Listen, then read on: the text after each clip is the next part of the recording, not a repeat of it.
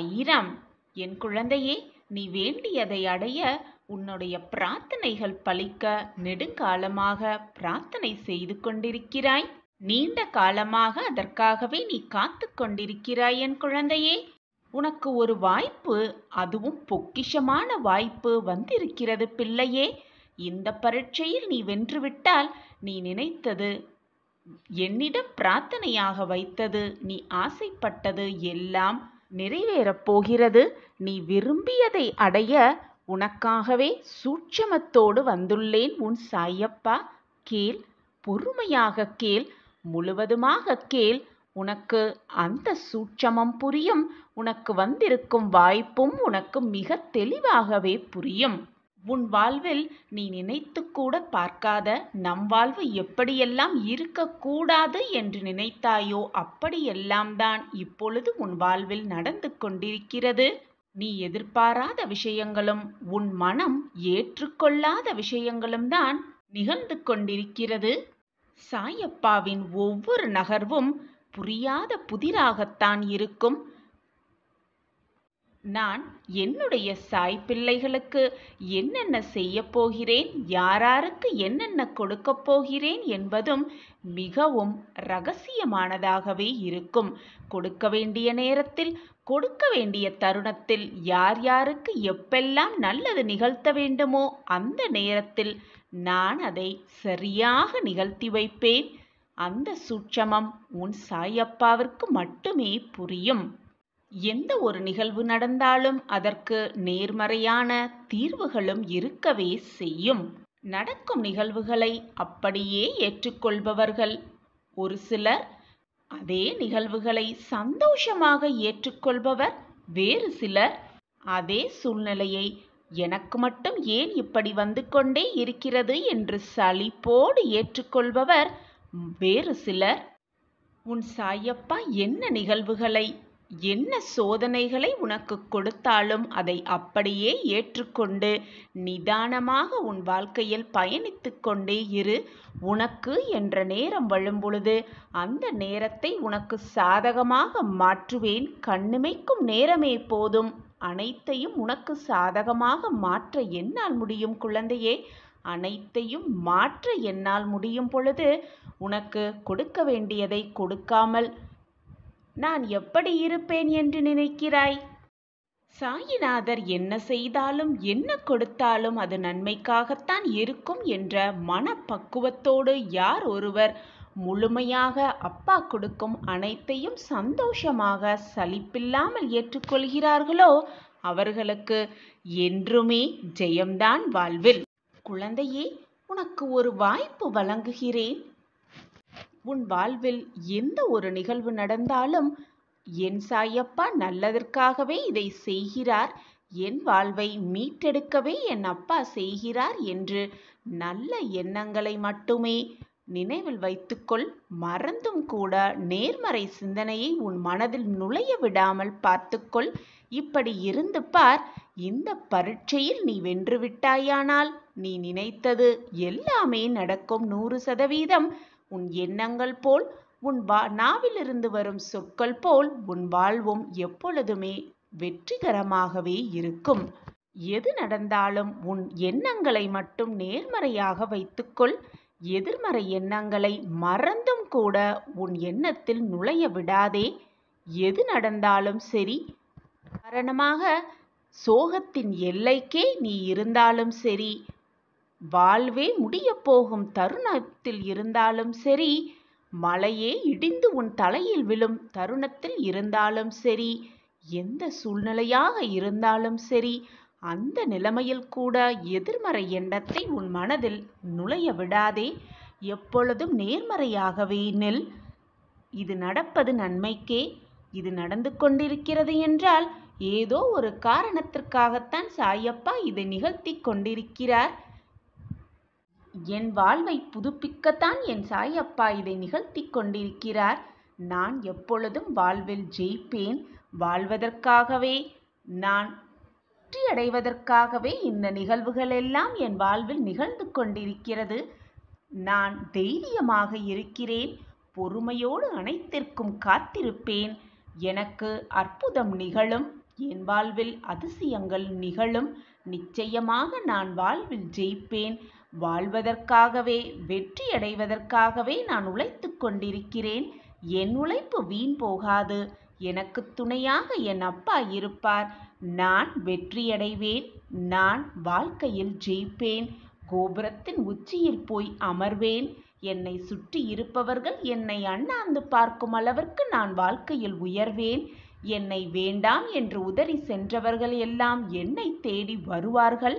நிச்சயமாக என் அன்பை புரிந்து கொண்டு வருவார்கள்.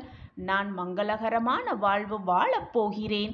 நான் சந்தோஷமாக இருக்கப் போகிறேன் என்று நல்ல எண்ணங்கள், வெற்றியடைவதற்கான எண்ணங்கள், மகிழ்ச்சி தரக்கூடியதான எண்ணங்களை உன் மனதில் சொல்லிக்கொண்டே இரு. உன் வாயில் சொல்லிக்கொண்டே இரு. உன் எண்ணம் போல் உன் வாழ்வும் மங்களகரமாகவே இருக்கும். இதை செய்து பார். நிச்சயமாக நீ நினைத்தது அனைத்தையும் உன் சாயப்பா நான் நிகழ்த்தி தருவேன். எப்பொழுதும் அப்பா கொடுக்கும் வாய்ப்பை தவற விடாதே என் குழந்தையே. இந்த பரீட்சையில் நீ ஜெயித்துவிட்டால் நிச்சயமாக 100% நீ வாழ்க்கையில் வெற்றி பெறுவாய். அதற்கு உன் சாயப்பா நானே சாட்சி. என் வார்த்தைகளின் மீது நம்பிக்கை வைப்பாயா பிள்ளையே? பொறுமையோடு இதை கேள். முழுவதுமாக கேள். கேட்டுவிட்டு பின் உன் மனதில் நேர்மறை எண்ணங்களை மட்டுமே சிந்தித்து கொண்டே இரு, சொல்லிக்கொண்டே இரு, எண்ணிக்கொண்டே இரு, சிந்தனை செய்து கொண்டே இரு. எதிர்மறை எண்ணத்தை மறந்தும் கூட நுழைய விடாதே. இதுதான் உன் சாயப்பா உனக்கு வைக்கும் பரீட்சை. இந்த பரீட்சையில் நீ வெல்வாய். ஏனென்றால் நீ என்னுடைய பொக்கிஷமான பிள்ளைதானே. உன் வாழ்க்கையை நீ ஜெயிப்பதற்கான மந்திர சாவியை உன் கையில் கொடுத்திருக்கிறேன். நினைப்பதை நடத்தி தரும் மந்திர சாவி இது. சந்தோஷமாக பெற்றிக்கொள். வாய்ப்பை தவறவிட்டு விடாதே. பரீட்சையில் ஜெயித்து காட்டு. முன்னேறு. சந்தோஷமாக இரு. உன் வாழ்க்கையில் நீ வெற்றியை மட்டுமே காண்பாய். உனக்கு துணையாக உன் அப்பா இருக்கிறேன் குழந்தையே. எதற்குமே பயப்படாதே. திறக்காத கதவையும் கூட திறந்து பார்க்கும் இந்த மந்திர சாவி. திறக்காத கதவையே திறக்க வைக்கும் இந்த மந்திர சாவி நிச்சயமாக உன் வாழ்வில் உள்ள துன்பங்களை விலக்கி அடிக்கும். இது நிச்சயமான உண்மை, நிதர்சனமான உண்மை. நீ விரும்பியதை அடைய சூட்சமம் புரிந்ததா? அதன்படி நடந்து கொள். உன் வாழ்க்கையில் நீ நிச்சயமாக மிக பிரகாசமான வாழ்வில் நுழைவாய். அந்த நுழைவாயிலில் உனக்காகவே உன் சாயிநாதர் காத்து கொண்டிருப்பேன் பிள்ளையே. உன் முகம் மலரும் அந்த நிமிடத்தை பார்க்கவே உன் சாயப்பாவும் ஆசையோடு காத்து கொண்டிருக்கிறேன். தைரியமாக வா. வாழ்க்கையில் வெற்றியடையவா. உன்னுடைய மனக்கதவுகள் உன் சாயப்பாவிற்கிடம் எப்பொழுதுமே நிலைத்து இருக்கட்டும். நான் இருக்கும் பொழுது உனக்கு என்ன கவலை? கவலைகளில் உன்னை நீயே ஏன் உருக்கிக் கொண்டிருக்கிறாய்? எப்பொழுதுமே என் பிள்ளையை தேடி பிடித்து என்னுடைய குழந்தையின் நல்வாழ்விற்காகவே நான் உழைத்து கொண்டிருக்கும் என்னை நினைத்து பார்க்க மாட்டாயா பிள்ளையே? ஒரு நொடியில் அனைத்தையும் சரியாக்கிவிடும் சக்தி என்னிடம் இருந்தாலும் உன்னுடைய கர்ம வினை கழிய வேண்டாமா? என் அன்பு பிரியமே, இரவு துவங்கியவுடன் உடனே சூரியன் வருவதில்லை தெரியுமா? ஆனால் சூரியன் தோன்றாமலையாயிருக்கிறார். அதற்கான நேரம் வரும்பொழுது எல்லாம் சுபமாகவே நிகழும். இரவும் வெளிச்சத்திற்கு வர சூரியனுக்காக காத்து கொண்டுதான் இருக்க வேண்டும். அதே போல உன்னுடைய கஷ்டமும் தீர சில காலம் ஆகித்தான் இருக்க வேண்டும். அதற்கான நேரம் வரும்பொழுது உன் கஷ்டகாலத்திற்கும் ஒரு முடிவு வரும். உனக்கும் வெளிச்சம் பிறக்கும். உன் வாழ்விலும் விடியல் வரும். கூடிய விரைவில் உன்னுடைய அனைத்து கஷ்டங்களிலிருந்தும் நீ விடுபடுவாய். உன் வாழ்வில் உள்ள இருளெல்லாம் நீக்கி ஒளி என்ற தீபத்தை ஏற்றி வைக்க உன் சாயப்பா ஆயத்தமாகிவிட்டேன். பிள்ளையே, இங்கு எந்த இன்பமும் துன்பமும் நிரந்தரம் இல்லை. இன்பங்கள் வரும்பொழுது வாழ்க்கையை அனுபவித்துக்கொள். துன்பம் வரும்பொழுது வாழ்வதற்கு எப்படி வாழ வேண்டும் என்பதை கற்றுக்கொள். இதுதான் வாழ்க்கை குழந்தையே. எழுந்திரு என் குழந்தையே. சர்வ சக்தி படைத்த உன் சாயப்பாவை தந்தையாக பாக்கியம் செய்தவர் நீ. உன் மனதிற்கு இவ்வளவு குழப்பம் இருக்கலாமா? உன்னை காண உன் சாயப்பா வருகிறேன். நிச்சயமாக வருவேன். என்னை சர்வசாதாரணமாக நினைத்து விடாதே என் பிள்ளையே. நீ நினைத்தது, ஆசைப்படுவது, என்னிடம் விரும்பி கேட்பது அனைத்தையும் உனக்கு தர நான் உன் இல்லத்திற்கு வருவேன். வந்து கொண்டே இருக்கிறேன். துன்பம் வரும் பொழுதும் வேதனை சூழும் பொழுதும் அன்ன ஆகாரம் இல்லாமல் எப்பொழுதுமே புலம்பிக் கொண்டும் அழுது கொண்டும் கண்ணீர் விட்டு கொண்டுமே இருந்தால் உன் அப்பாவால் தாங்க முடியுமா சொல்? பட்டினி கிடப்பது, எந்த துயரம் வந்தாலும் அதை உணவின் மேல் காட்டுவது, எந்த ஒரு பலனும் இருப்பதாக எனக்கு தெரியவில்லை. நான் சொல்வது உனக்கு புரியும் என்று நினைக்கிறேன். நீ புத்திசாலி எனவும் நான் நினைத்து கொண்டிருக்கிறேன். ஆனால் இவ்வளவு கோழையாக இருப்பாய் என்று எனக்கு தெரியாது என் பிள்ளையே. தைரியமாக இரு. உன் அப்பா உன் அருகில் இருக்கும் பொழுது எதற்காக இப்படி பயப்படுகிறாய்? சதா சர்வகாலமும் என்னையே நினைத்து என் நாமத்தையே உச்சரித்து கொண்டிருக்கும் உனக்கு கஷ்டங்கள் வர நான் அனுபவிப்பேனா? கஷ்டமான வேதனையில் தத்தளித்து கொண்டிருக்கும் என் பிள்ளையை தேற்ற உன் அப்பா உன் வீட்டுக்கு வருவேன். மங்கள செய்தியோடு வருவேன். நிச்சயமான அந்த மங்கள செய்தி உன் காதில் விழும், மிக மங்களகரமாக. என் அன்பு பிள்ளையே, உனக்கான மாற்றங்கள் எந்த நேரத்திலும் திடீரென்று தோன்றலாம். உன் வாழ்வில் நீ நினைத்து பார்க்க முடியாத அளவிற்கு அதிசயம் விரைவில் நிகழப்போகிறது. அந்த அதிசயத்தை நான் உனக்காக நிறைவேற்றப் போகிறேன். பிள்ளையே, நான் உனக்கு சிலவற்றை தாமதமாக தருகிறேன் என்றால் அது தரமானதாக இருக்கும், நிச்சயமாக இருக்கும். அதற்குள் சோர்ந்து போய்விடாதே என் பிள்ளையே. நீயும் நான் சொல்கிறபடி அனைத்தையும் கேட்டுக்கொண்டு அதன்படி நடந்து கொண்டும் தான் இருக்கிறாய். ஆனால் உன்னை சுற்றி நடக்கும் சூழ்நிலையால் எதையும் ஏற்றுக்கொள்ள முடியாமல், உணர்ந்து கொள்ள முடியாமல் தவித்து கொண்டிருக்கிறாய் என் பிள்ளையே. கஷ்டங்களை மட்டும் தருகிறீர்களே சாயிநாதரே என்று கலங்காதே பிள்ளையே. நான் காரணமின்றி எதையும் செய்வதில்லை. எந்த வாக்கும் காரணமின்றி என் நாவிலிருந்து வருவதில்லை. எதையும் நான் காரணமின்றி செய்வதும் இல்லை. நான் வகுத்த பாதையில்தான் உங்கள் பயணம். நம்பியவரை ஒருபோதும் நான் கைவிடப்பட்டது இல்லை குழந்தையே. நீ நித்தமும் கண்ணீர் விட்டு கொண்டே இருப்பதை பார்க்க உன் சாயப்பாவிற்கு சக்தியே இல்லை.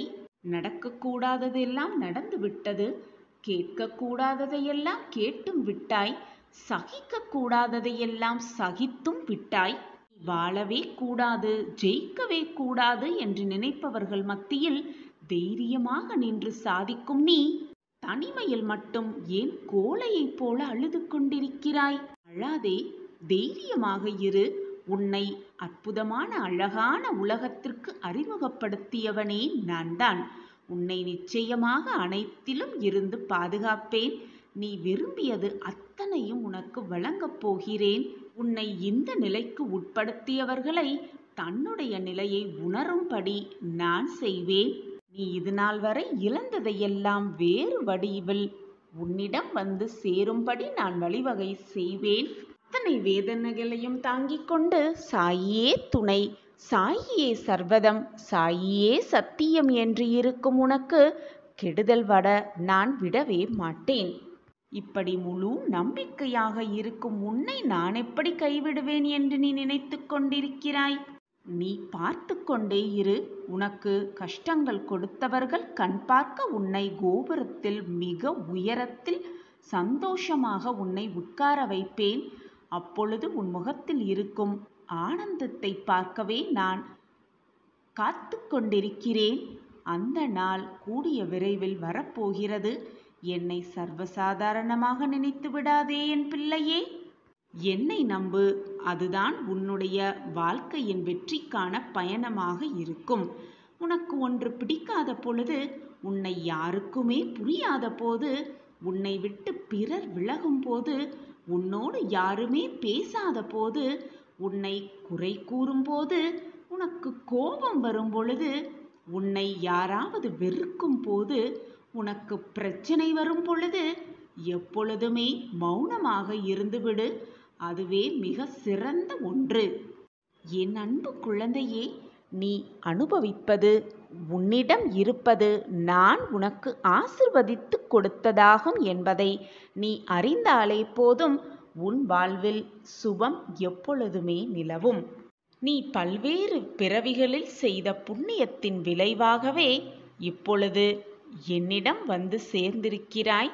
உனக்கு கொடுக்க வேண்டியதை, உனக்கு என்று எழுதப்பட்டதை நிச்சயமாக உன்னிடம் சேர்க்கும் வேலையை நான் எடுத்துக்கொண்டிருக்கும் பொழுது அதில் தவறு நிகழுமா?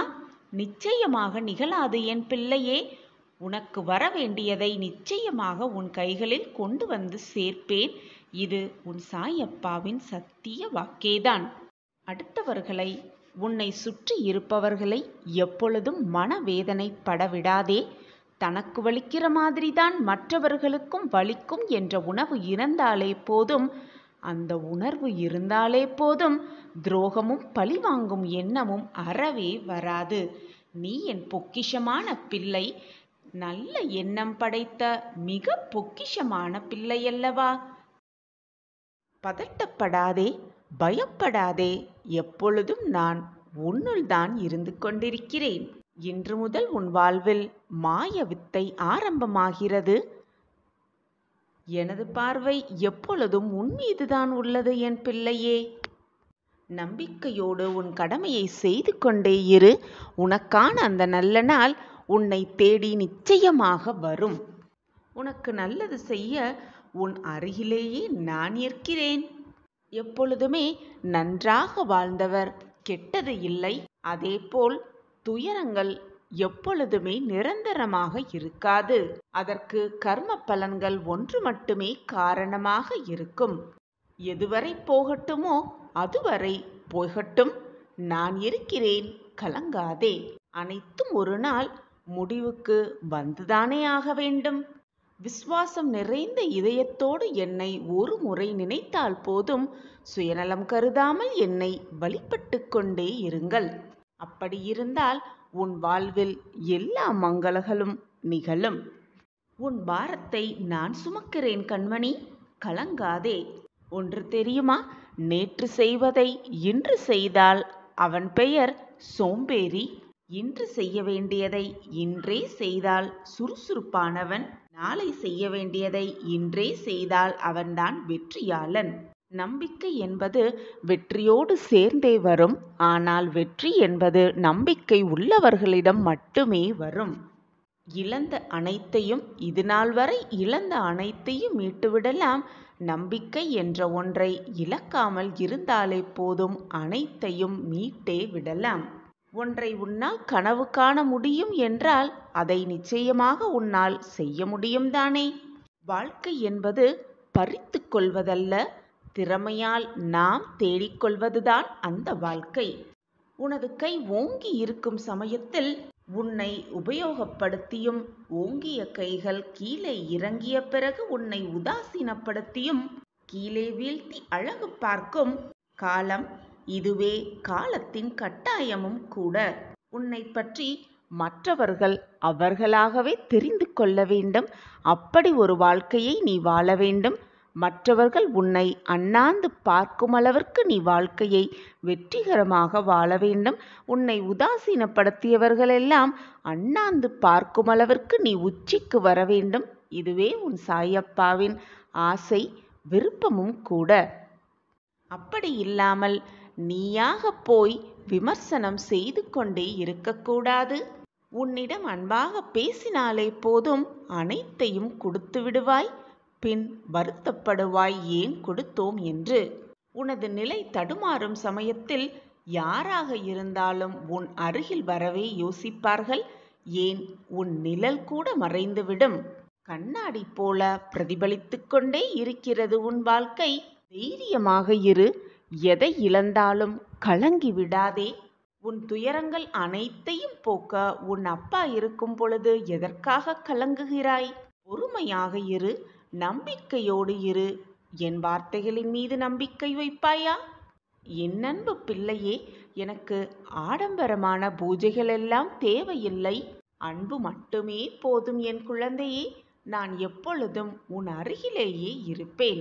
என் அன்பு தங்கமே, தருவதற்கு நானும் பெறுவதற்கு நீயும் தயாராக இருக்கும் பொழுது, ஆனால் உன்னுடைய மனம் மட்டும் அவ்வப்போது குழப்பத்தில் ஆழ்ந்து விடுகிறது.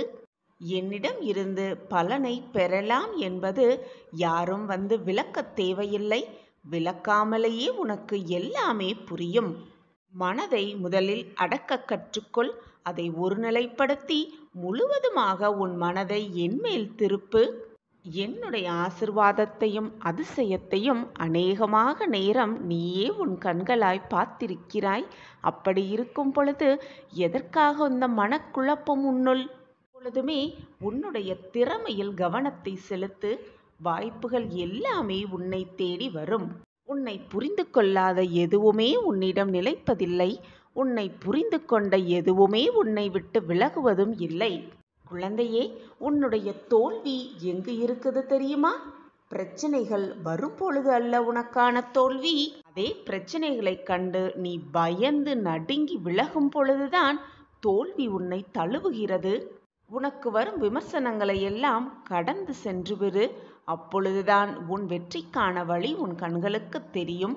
இது நாள் வரை நீ பட்ட கஷ்டமும் அவமானம்தான் உன்னை சிந்திக்க வைக்கிறது. வாழ்க்கையை எப்படி திறம்பட வாழ வேண்டும் என்று யோசிக்கவும் வைக்கிறது. எனவே அவமானப்படும் பொழுது பயந்து விடாதே, சரிந்து விடாதே. நம் வாழ்க்கையை நாம் கற்றுக்கொள்வதற்கான வாய்ப்பு என்று எடுத்துக்கொள். இந்த நிகழ்வு உன் வாழ்வில் வராமலேயே இருந்திருந்தால் நீ சிந்திக்கும் ஆற்றலை பயன்படுத்தி முன்னேற்றம் அடைந்து வாழ்வில் மகிழ்ச்சி என்ற சந்தோஷத்தில் வாழ்ந்திருப்பாய். வாய்ப்பு என்ற ஒன்று இல்லாமலேயே உன் வாழ்க்கையை தவற விட்டிருப்பாய். என்னை முழுவதுமாக நம்பி என்னிடம் பிரார்த்தனை வைப்பவர்கள் மற்றவர்களுக்கு எந்த நேரமும் தீங்கு நிலைக்க மாட்டார்கள். அப்படி மற்றவர்களுக்கு தீங்கு இழைக்க வேண்டும் என்று நினைப்பவர்கள் என்னுடைய பிள்ளையாகவே இருக்கவே முடியாது. உன்னை யார் ஏமாற்றினாலும் கவலை கொள்ளாதே. நான் இருக்கிறேன் பிள்ளையே உனக்காக. உனக்கான பாதையை நான் மாற்றியமைக்கிறேன். தைரியமாக இரு குழந்தையே. என் மீது நம்பிக்கை வை. உன் வாழ்க்கையை நிச்சயமாக நான் மாற்றியமைப்பேன். எந்த சூழ்நிலையாக இருந்தாலும், மலையே உன் தலையில் இடிந்து விழும் சூழ்நிலையாக இருந்தாலும் தைரியத்தை மட்டும் கைவிட்டு விடாதே. உன்னுடைய நம்பிக்கையை அதிகப்படுத்தவே உன் சாயப்பா அவதரித்திருக்கிறேன். உன்னுடைய நல்ல வாழ்விற்கு உன் சாயிநாதரே பொறுப்பு. நான் இருக்கும் பொழுது எதற்காக இந்த வீண் கவலை உனக்கு? அனைத்தையும் நான் பார்த்து கொள்கிறேன் பிள்ளையே. நான் உன்னுடைய இல்லத்திற்கு வந்து கம்பீரமாக அமர்ந்திருக்கிறேன். இனி உன் வாழ்வில் என் மாய வித்தை ஆரம்பமாகப் போகிறது.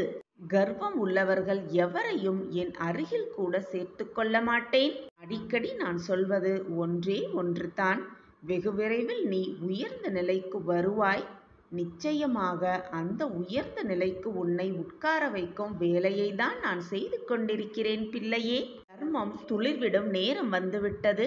தர்ம வழியிலேயே பயணப்பட்டால் சந்தோஷமும் நிம்மதியும் மகிழ்ச்சியும் நிச்சயம் என் குழந்தையே. அதே போல அதர்ம வழியை நீ தேர்ந்தெடுத்தால் உனக்கு நிச்சயமாக அழிவு உண்டு. உண்மையை உணர்ந்து கொள். சத்தியத்தை எப்பொழுதுமே கடைப்பிடித்துக்கொள். உன் நீண்ட தவம் நிறைவுற்றது கண்மணியே. நீ சந்தோஷமாக வாழப்போகிறாய். மனமகிழ்ச்சியோடு வாழப்போகிறாய். நிறைவான வாழ்க்கை வாழப்போகிறாய். இதற்கு உன் சாயப்பாவே பொறுப்பு. நான் இருக்க பயமேன் குழந்தையே. என் வார்த்தைகளின் மீது நம்பிக்கை வைத்து நம்பிக்கையாகவும் பொறுமையாகவும் பக்தியோடும் இருந்து உனக்கு தேவையான அனைத்தையும் என் கைகளிலிருந்து நிரம்ப நிரம்ப பெற்றுக்கொண்டு உன் வாழ்க்கையில் சந்தோஷமாகவும் சுகமாகவும் வாழப்போகிறாய். இது உன் சாயப்பாவின் சத்திய வாக்கேதான். காண நல்ல செய்தி, உனக்கான நல்ல நிகழ்வு, உனக்கான மங்கள நிகழ்வு உனக்காகவே சர்வ நிச்சயமாக காத்திருக்கிறது. இந்த உலகத்தில் எதுவுமே நிரந்தரம் இல்லை என்ற உண்மையை முதலில் நீ புரிந்து கொண்டாலே போதும், வாழ்வு சந்தோஷமாகவே இருக்கும். இன்பமோ துன்பமோ எதுவானாலும் வந்த வழி எதுவோ அந்த வழியே திரும்பிதானே ஆக வேண்டும். நிரந்தரமாக ஒரே இடத்தில் இருந்துவிட எதுவானாலும் முடியவே முடியாது. வந்த வழி சென்றுத்தான் தீர வேண்டும். உன்னை எதிர்மறையாக்கும் எந்த ஒரு நிகழ்வுக்கும் நேர்மறையாகவே அதற்கு நீ பதில் சொல்ல பழகிக்கொள். நீ நேர்மறையாக இருந்தால், உன் எண்ணமும் செயலும் நேர்மறையாகவே இருந்தால், எதிர்மறை எண்ணமும் செயலும் உன்னை நெருங்கவும் முடியாது, உன்னை அண்டவும் நான் விட்டுவிட மாட்டேன்.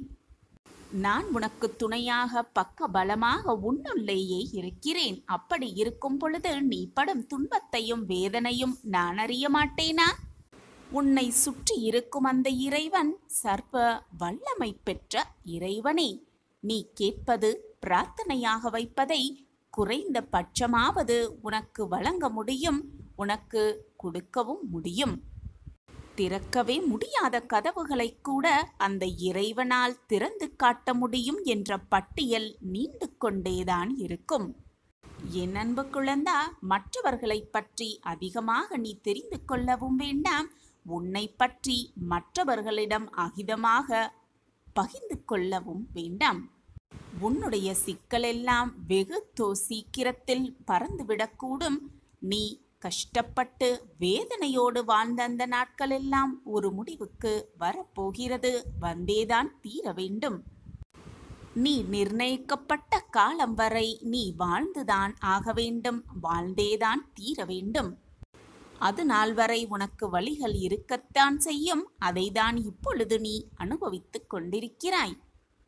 உண்மையாகவும் நம்பிக்கையோடும் அந்த வழிகளோடு போராடினால்தான் நீ அதிலிருந்து மீள முடியும், மீண்டு வர முடியும், நல்வாழ்வை வாழ முடியும். யாருமே எனக்கு துணையாக இல்லை, தோள் கொடுப்பார் எவருமே இல்லை என்று நீ புலம்பாதே. சற்று திரும்பிப்பார். உன்னருகில் நான் இருப்பதை உணர்ந்து கொள்வாய். உணர்ந்து கொள்ளும் நேரத்தையும் நான் உருவாக்குவேன். நான் உன்னை விட்டு விலகுவதும் இல்லை, உன்னை என்னை விட்டு விலகி போகும்படி நான் அறிவுறுத்தியதும் இல்லை. நிம்மதி என்ற என்னுடைய அன்பையும் அருளையும் ஆசிர்வாதத்தையும் பெறுவதற்கு என்னுடைய பரிபூரண அருளும் ஆசிர்வாதமும் எப்பொழுதுமே உனக்கு உண்டு. எப்பொழுதுமே என் பிரியமான கண்மணிக்கு கொடுத்தே தீருவேன். நீ கொடுத்த மரியாதையும் நீ செய்த தானமும் மற்றவர்களுக்கு நீ செய்த துரோகமும் நிச்சயமாக சர்வ நிச்சயமாக உன்னிடம் திரும்பி வந்தே தீரும். அப்படி இருக்கும் பொழுது நீ பொதுவாக செய்வதை விட சிறப்பாக செய்துவிட்டு போகலாமே. உன்னை விழ வைக்கவும் உன் கண்களில் கண்ணீரை விழ வைக்கவும் உன்னை சுற்றி 1000 பேர் இருந்தாலும் கூட உன்னை தடுத்து நிறுத்தி மேல் நிறுத்தி உன்னை வாழ வைக்க உன் சாயப்பா, உன்னுடைய தகப்பன் நான் உன்னோடு இருக்கும்போது தேவையில்லாத பயம் உன் மனதில் எழ வேண்டிய அவசியமே இல்லைதானே. அளவற்ற கஷ்டத்தை அனுபவிக்கிறேனே என்று கவலைப்படாதே. அளவற்ற சந்தோஷத்தம் உனக்காக காத்திருக்கிறது. அதனால்தான் அளவற்ற கஷ்டத்தை அனுபவித்துக் கொண்டிருக்கிறாய் இப்பொழுது என்பதை தெளிவாக புரிந்து கொள். எப்பொழுதுமே நான் உனக்கு துணையாக இருப்பேன். ஒருவரின் குறையை தனிமையாக அவரிடம் போய் சொல். அதே போல ஒருவரின் பெருமையை கூட்டத்திடம் போய் சொல்லிப்பார். சில பேரிடம் சில விஷயத்தை புரிய வைக்க கஷ்டப்படுவதை விட அவர்களை புரிய வைத்து கஷ்டப்படுவதை விட அவற்றை விட்டு சிரித்துவிட்டு விலகி செல்வதுதான் மிக மிக நல்லது. பெருந்தன்மை என்பது உன்னால் முடிந்ததை விட அதிகமாக மற்றவர்களுக்கு கொடுப்பதுதான். அதே போல பெருமை என்பது என்ன தெரியுமா? உனக்கு தேவையானதை விட குறைவாக எடுத்துக்கொள்வதுதான் பெருமையே அடங்கியிருக்கிறது. உனக்காக நான் இருக்கிறேன் குழந்தையே. நல்ல நேரத்தை உனக்காக நான் உருவாக்குவேன். எதற்குமே மனதை போட்டு குழப்பிக் கொள்ளாதே. உனக்கான நல்ல நிகழ்வு, உனக்கான நல்ல செய்தியை கொடுப்பதற்காகத்தான் இப்பொழுது சந்தோஷமாகவே உன்னை தேடி நான் வந்திருக்கிறேன். நான் சொன்னபடியே, நான் உனக்கு வாக்களித்தபடியே நற்செய்தியோடுதான் உன்னை தேடி வந்திருக்கிறேன். அதனால்தான் என் முகமும் சந்தோஷமாக இருக்கிறது. இதை கேட்டுக்கொண்டிருக்கும் உன் முகமும் ஆனந்தத்தில் துள்ளி குதித்துக் கொண்டிருக்கிறது என்பதையும் நான் அறிந்து வைத்திருக்கிறேன். உன் மனதில் உள்ளதை உள்ளபடி சொல்ல என்னால் மட்டுமே முடியும். ஏனென்றால் உன் மனதில்தான் நான் வசித்துக் கொண்டிருக்கிறேன்.